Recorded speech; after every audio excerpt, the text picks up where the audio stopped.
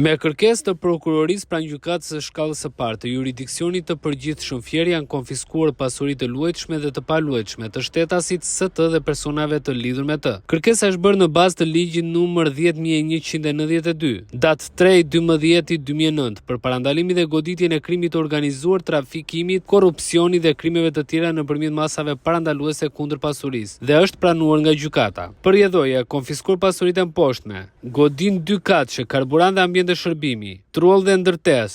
godinë e kombinuar 5 kate plus karburant në Lushnjë, godinë ekonomike, kat plus bodrum në plug të Lushnjës dhe një sër pasurish të tjera. Në vijim, prokuroria e Fierit shpreh angazhimin e plot për hetimin, sekuestrimin dhe konfiskimin e pasurive që dyshohet se rrjedhin nga veprimtari kriminale në kuadër të luftës kundër krimit të organizuar dhe korrupsionit.